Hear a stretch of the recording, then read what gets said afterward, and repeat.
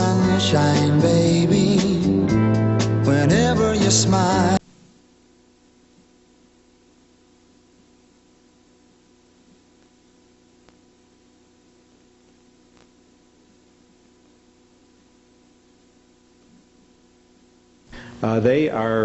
They have done a tremendous lot of research and work in documenting the towpath, and they've done it in a couple of books. And do you know that I thought I had them with me tonight? I actually had copies of both your earlier book, the Towpath Companion, that came out in 1991. And then, and then had there it is, and this is the new one. The Towpath Companion came out in '91. Then there was another edition in '96, and then just this past year, the one that a friend over here is holding up, Dave Metalski, who is also doing duty tonight, doing the video of the program. He has the new edition that just came out in '01. So they are also updating a book called Beyond Cleveland on Foot, a book of hikes in the areas, the suburban areas outside of Cleveland, and that's going to be out, we think, later this year. Rob is an engineer. He's been with the Cuyahoga Valley National Park since 1987. He's worked on a number of projects that actually directly relate to the towpath. His wife Peg is by profession a social worker and worked in that area for a number of years before becoming executive director of the Cuyahoga Valley Association, which, like Hudson Heritage, is a membership organization that deals with issues actually in the area in and around the Cuyahoga Valley National Park. She was executive director there from 1989 to until this past year of 2001. So anyway, we're happy to have both of them with us tonight, and they're going to give us a tour of the Ohio Erie Canal towpath area and a special look at some of the preservation and restoration projects that are going on in that area. So welcome to Hudson Heritage, Peg and Rob Boble.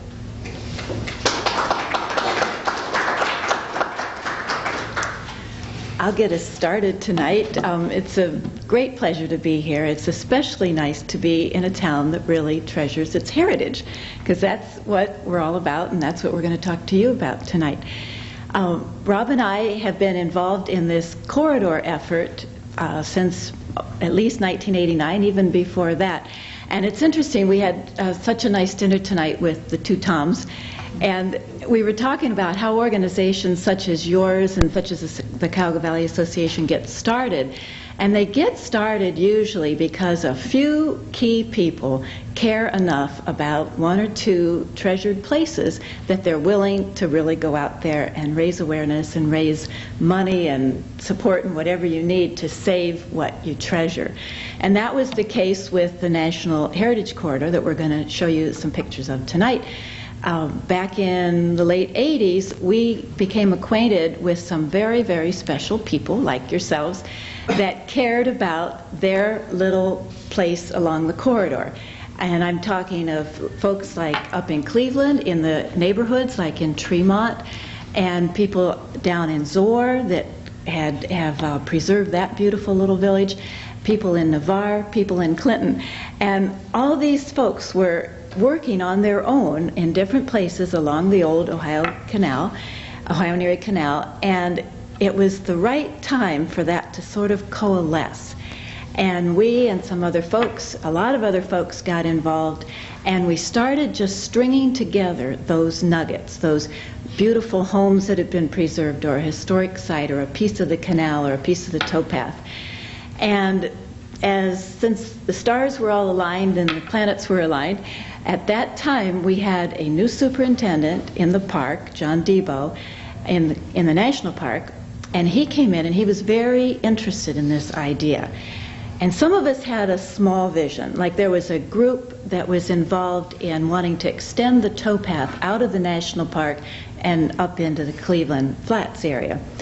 And there were some of the rest of us, like myself, that thought, well, if we can just get the towpath to connect to Akron, then our national park would be connected to the big cities. But John and some other folks had a greater vision, and they started to see that there was a lot more miles out there, and we're up to 101, I think, now, of remaining towpath and beautiful sites that could all be connected, and this kernel of what was going to become the Heritage Corridor. There was enough out there that when they started doing a national park study in 1991, they found that already there had been like 1,400 historic structures listed by the state, and over 200 were already listed in the National Register. So that meant there were some pretty significant things out there. The study came out in '93, and then because we also had another person right in the right place at the right time, Congressman Ralph Regula, he was able to champion the bill through Congress that turned this grassroots effort into a legitimate, official, federally funded National Heritage Corridor. And the federal funded part is very important. A lot of us believed, and I think it would have been true, that even if the legislation had not passed, I think we still would have had a heritage corridor of some kind. But it may not have happened as quickly. There wouldn't have been the nice influx of federal dollars that helps local communities to do what they want to do.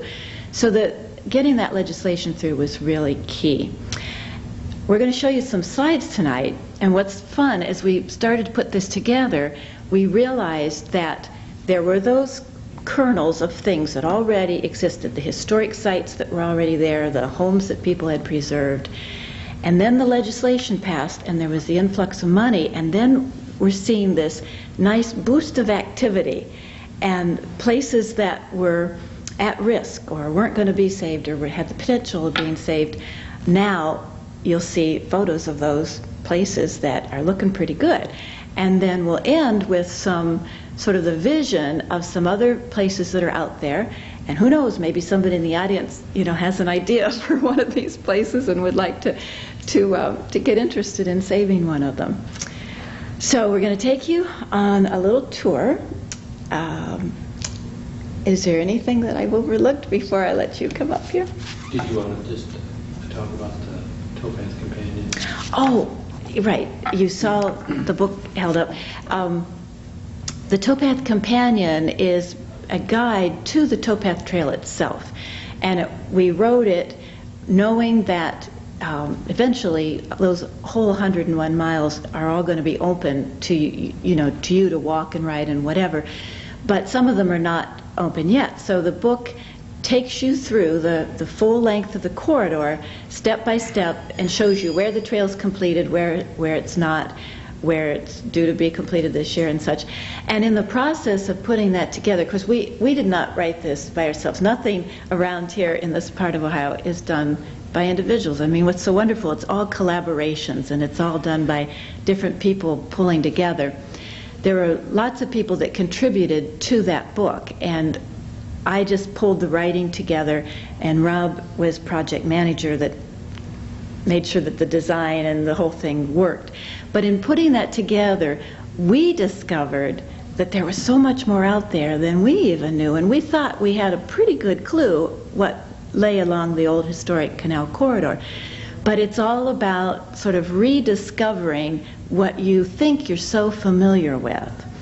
And so our whole thing tonight is helping you to rediscover things that you might know about, or you might have just heard about, or maybe you heard a neighbor talk about, or maybe it's a place that you just simply don't know is out there. And I hope that we surprise you with some of the places that we show you. And if we don't, you let us know at the end. Okay, you want to go through the slides? You just tell me when you want. Okay. Tom did a very good job of telling you all who we are. I'm going to tell you who we're not. and that is, we're not architectural historians, we're not historians by any stretch of the imagination, but we are interested in what we saw out there as we were putting this publication together, and as Peg said, we thought we'd like to share that with you guys tonight. The corridor, it's a little difficult to describe to some people, the whole idea of the corridor, but I like to think of it as the reasons that the national park was put together for the natural resources and the cultural resources and the recreational resources. It's sort of expanding and exporting that idea out into this whole 110 miles. And so, of course, in the cultural ends of things, which is what we're going to talk about tonight, and the historical ends of things, you have not only prehistory and archaeological kinds of information, but you have the historic. And then the historic, you have residential and commercial and industrial things. And we're going to take a little bit of look at all of them tonight. The national park really kind of focused in on the canal corridor and the canal history, but I think the corridor tends to look a little bit more broadly at the development of this region and some of the cultural resources that are associated with that. And I think one thing that you'll, if I don't say it exactly in those words, one thing you'll think a lot about tonight is the idea of partnerships, because this is really kind of a new idea, a relatively new idea, and the national park helps, and local park districts help, and local groups like this one help put things together, and these partnerships work together in such a way that I think you'll see a lot of times the sum is greater than the individual parts put together. So we'll talk a little bit. What I thought we'd do is take a little bit of look at some of the things that were out there. You're probably familiar with a lot of these that we'll look at first to give you some idea of what was out there and what sort of spurred people's idea that, yeah, maybe this really could work.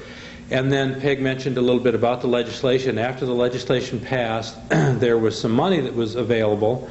Not a lot of money. It's about $1 million a year. That may sound like a lot of money, but I'm sure any of you who are involved in historic preservation projects, you realize $1 million is not going to go very far, especially when you spread it out over 110 miles.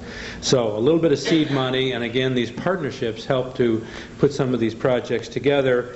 And then at the end, we'll look at some of the other projects that might be out there, maybe some areas that might be threatened, and kind of end up with that. So why don't we dim the lights, and we'll try to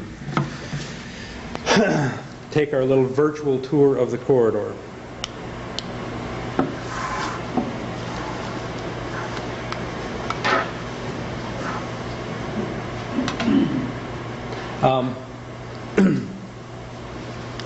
I should have asked before we turned off the lights, but in any event, maybe you're a little bit familiar with the corridor, maybe you're not, but we'll do what we can to try to get your familiarity up a little bit. It starts or ends, I guess, depending on whether you live in Cleveland or in New Philadelphia, at the Cleveland lakefront. And what we like, of course, the Cleveland area, the first thing that really is celebrated there is the heritage, the industrial heritage of that area. And it's not always a pretty picture, but in many ways it is our heritage, and it's as we look at some of the things that are happening these days, especially up around the LTV area, there is a heritage there that we really feel needs to be preserved and talked about. And of course, there's the neighborhoods that developed around these areas where the workers lived, and a place like St. Theodosius in the Tremont area. Peg mentioned that before. A 1911 structure, and was actually featured in the film The Deer Hunter. As we had a little bit further south, of course, we had some of the wonderful work that was done by the National Park Service. Canal Visitor Center, these are probably ones that you all are familiar with. The Frazee House, one of the oldest structures, pre-canal era structures in the valley, certainly one of the oldest brick structures in the valley.